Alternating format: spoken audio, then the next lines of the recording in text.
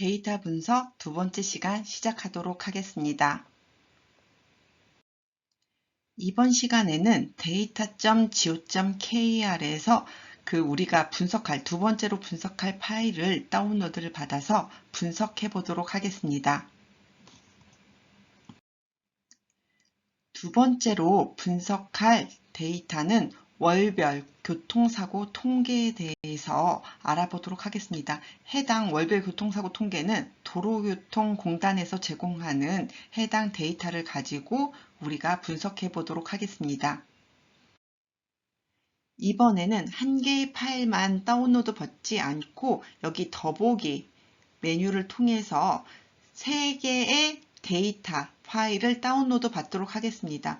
여기에서는 2020년도 교통사고 통계고 여기는 2019년도, 2018년도 이렇게 2018년도부터 2020년도까지 3개의 파일을 다운로드 받도록 하겠습니다. 우리가 앞에 슬라이드에서 다운로드 받은 파일이 이 아래 그림과 같이 3개의 파일명을 가지고 각각 CSV 파일의 형태로 다운로드 받은 것을 확인할 수 있습니다. 이 각각의 내용을 한번 확인해 보도록 하겠습니다. 그 경우 위에는 2020년도의 교통사고 통계고요. 그 다음은 2019년도 월별 교통사고 통계, 여기는 2018년도 교통사고 통계로 나타나는데 우리가 이 CSV 파일을 데이터 프레임의 형태로 읽어올 때 헤더명이 중요하기 때문에 이 헤더명을 확인을 해보도록 하겠습니다. 그 결과 2019년도와 2018년도는 헤더명이 동일하게 지정되어 있는 걸 확인할 수 있습니다. 하지만 2020년도에는 이 발생월이라는 이 헤더명이 다르게 저장된 걸 확인할 수 있습니다. 이 발생월을 다른 것과 헤더의 통일성을 위해서 월로 변경을 해서 저장을 하도록 하겠습니다. 그 다음 이번에는 구글 드라이브에 업로드를 해서 해당 이 3개의 파일을 콜앱을 사용해서 분석해 보도록 하겠습니다. 지금 구글 드라이브를 통해서 업로드 했을 때 내 드라이브 밑에 pandas_ex 폴더 밑에 3개의 파일이 업로드 되어 있는 걸 확인할 수 있습니다. 첫 번째로 2020년 월별 교통사고 통계를 기반으로 플롯을 그려보도록 하겠습니다. 우리가 해당 파일을 구글 드라이브에 업로드를 하고 이 파일을 콜앱을 통해서 실행할 예정이므로 우리가 이 임포트 드라이브를 통해서 우리가 드라이브를 임포트를 시켜주고 드라이브 마운트를 통해서 드라이브를 마운트를 시켜주었습니다. 그리고 나서 파일명, 이 해당 파일이 위치한 패스를 이렇게 지정을 해 주었는데요. 해당 파일은 구글 드라이브 밑에 마이 드라이브, 내 드라이브 밑에 pandas_ex 폴더 밑에 저장이 되어 있으므로 해당 폴더 패스를 지정을 해 주고 그 다음 파일명을 지정해서 파일 이름, 파일 네임을 설정을 했습니다. 그 후 판다스의 read CSV를 통해서 해당 파일명을 통해서 CP949 인코딩 방법으로 해당 CSV 파일을 데이터 프레임의 형태로 가지고 왔습니다. 그리고 데이터 프레임 .플롯을 통해서 해당 읽어온 CSV 파일의 값을 이렇게 플롯의 형태로 그려주었는데요.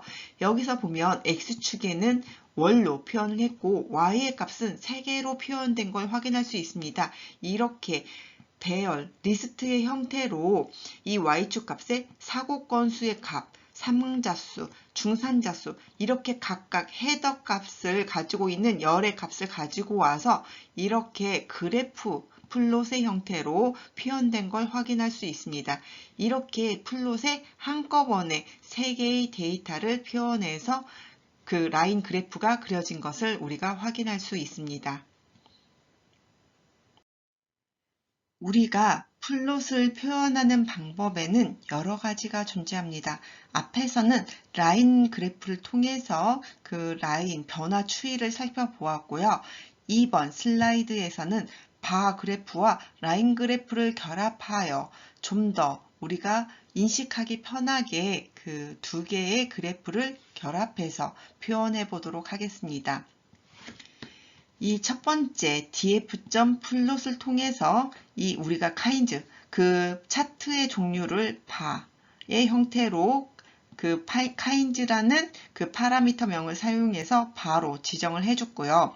이 바의 스택트를 통해서 이 툴을 통해서 이 바 그래프 이 값 하나하나의 값 4개의 값이 일렬로 표현되는 게 아닌 이렇게 스택의 형태로 쌓여서 표현되도록 우리가 스택트 툴로 만들었습니다.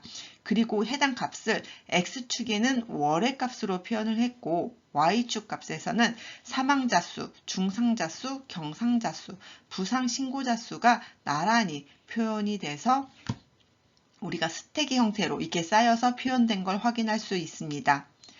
그리고 나서 우리가 이 검은색 라인을 하나를 더 그려 주었는데요.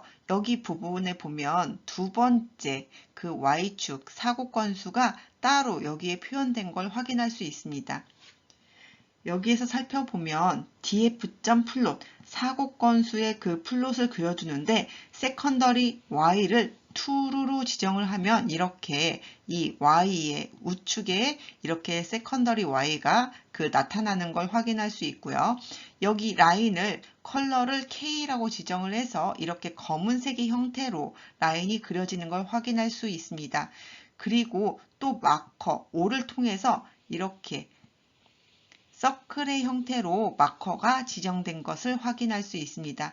이렇게 한 다음 set y 레이블을 통해서 이 값의 레이블을 이 사고 건수의 y축 레이블을 사고 건수라고 지정을 한 다음에 이 plt.show를 통해서 해당 이 플롯이 그려진 걸 확인할 수 있습니다.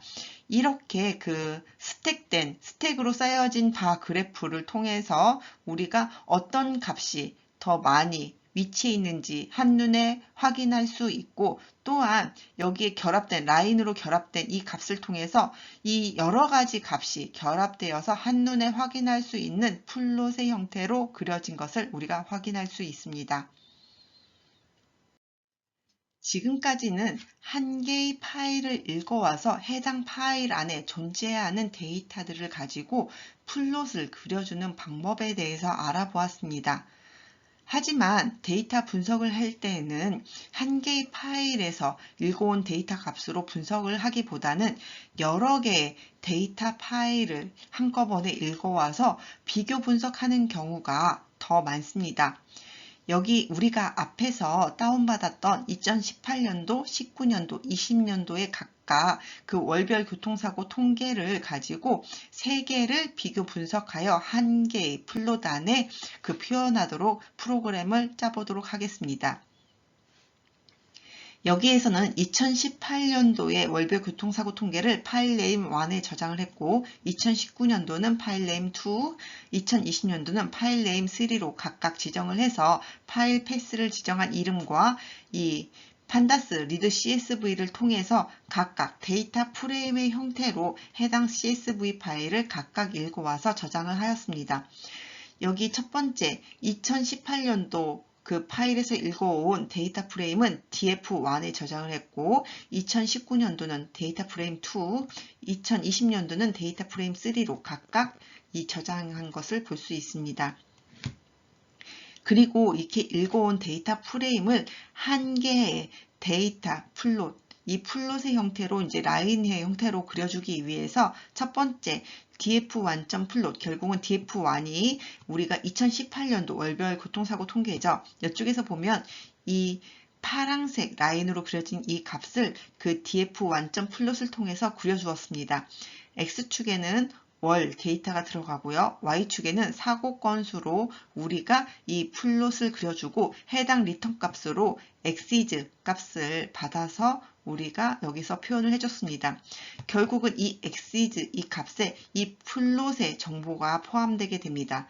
그 다음 df2.plot 부분에 우리가 이 해당 df1 플롯이 그려진 플롯에 같이 중복해서 표현되기 위해서는 이 exis 값을 우리가 여기서 리턴 받은 exis 값으로 대입을 해서 중복해서 표현되도록 표현을 했습니다.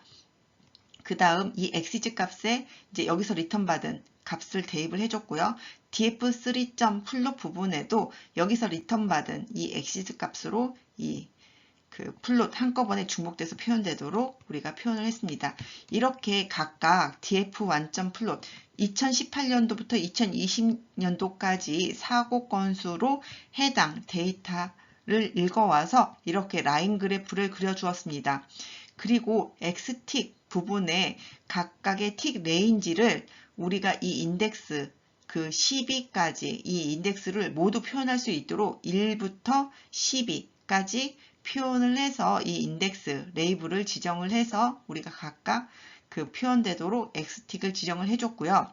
여기에 plt.legend를 통해서 2018년, 2019년, 2020년도와 마찬가지로 이렇게 라인의 그 레이블, 그 범례를 지정을 해 주었습니다. 그 결과 이렇게 좌측 위에 범례가 지정된 걸 확인할 수 있습니다. 이렇게 3개의 파일을 읽어와서 한꺼번에 플롯에 그려주는 그 예제를 살펴보았습니다. 그러면 우리가 이 결과를 통해서 무엇을 알 수 있을까요?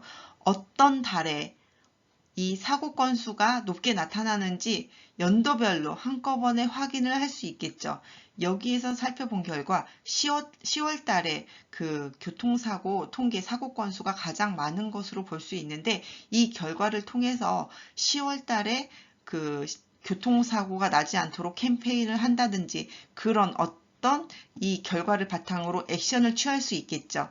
이렇게 우리가 그 데이터 분석을 통해서 액션을 취할 수 있는 그 결과를 이끌어낼 수 있습니다. 그래서 우리가 이렇게 이제 2가지 종류의 데이터 분석을 해 보았습니다.